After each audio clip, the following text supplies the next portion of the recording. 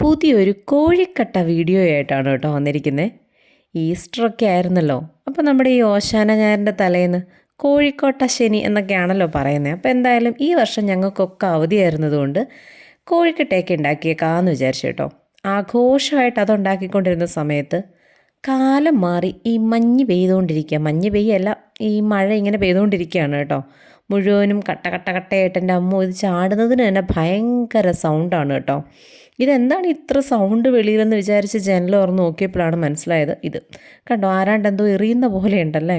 നാളെ വെറുതെ റോട്ടിൽ കൂടെ നടക്കുമ്പോൾ ഇതൊക്കെ ഒന്ന് മേത്തേക്ക് വീണിട്ടുണ്ടെങ്കിൽ നല്ല സുഖമായിരിക്കും. എന്തായാലും കാലം മാറിയതും കാലാവസ്ഥ മാറിയതൊന്നും ആരും അറിഞ്ഞിട്ടില്ലെന്ന് തോന്നുന്നു.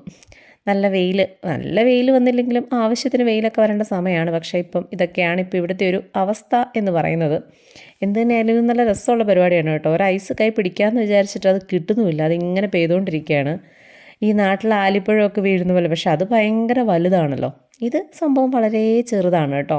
നല്ല രസമാണ് കാണാനായിട്ട്. എന്തായാലും നല്ല രീതിയിൽ പെയ്യുന്നുണ്ട്. നിമിഷ നേരം കൊണ്ട് അവിടെ എല്ലാം ഫുള്ളായിട്ടിങ്ങ് വരുന്നുണ്ട് കേട്ടോ.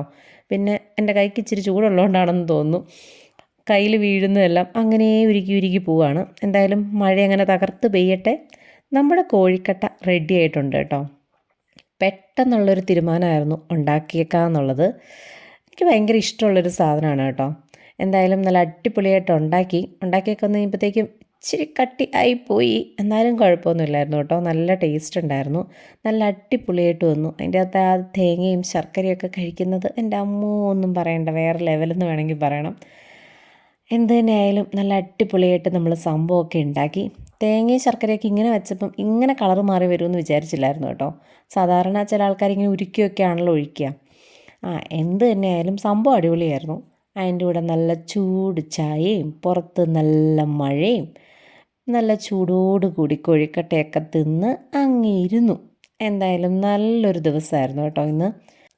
പുറത്ത് നല്ല ചറ പറ സൗണ്ട് ആയതുകൊണ്ട് തന്നെ ഇതൊക്കെ കഴിച്ചിട്ട് വർത്താനം പറഞ്ഞപ്പോൾ വലിയ കാര്യമായിട്ടൊന്നും കേൾക്കത്തില്ലായിരുന്നു കേട്ടോ. കാരണം വെളിയിൽ ഇങ്ങനെ മഴ ആർത്ത് തിമിർത്ത് പെയ്തുകൊണ്ടിരിക്കുകയായിരുന്നു. എന്ത് തന്നെയായാലും ഒരു 5-6 കോഴിക്കട്ടയൊക്കെ അങ്ങോട്ട് അകത്താക്കി ചായയൊക്കെ കുടിച്ച് ഒരു ആത്മസംതൃപ്തി അടഞ്ഞിങ്ങനെ ഇരുന്നപ്പോൾ വെളിയിൽ നിന്ന് ഒച്ചയൊന്നും കേൾക്കാത്തതുകൊണ്ട് ഒന്ന് നോക്കിയതാണ് കേട്ടോ. ഇത് കണ്ടിട്ടുണ്ടെങ്കിൽ ആരെങ്കിലും പറയും ഇവിടെ മഴ പെയ്തിട്ടുണ്ടായിരുന്നു എന്ന്. നോക്കിക്കേ, മഴവില്ലൊക്കെ വന്ന് ഇങ്ങനെ നിൽപ്പുണ്ട് കേട്ടോ. വെയിലും മഴയൊക്കെ വന്നിട്ട് എന്തായാലും വന്നതിലും സ്പീഡിൽ മഴ അങ്ങോട്ട് പോയി കേട്ടോ. പക്ഷെ നന്നായിട്ട് പെയ്തിട്ടാണ് പോയത്.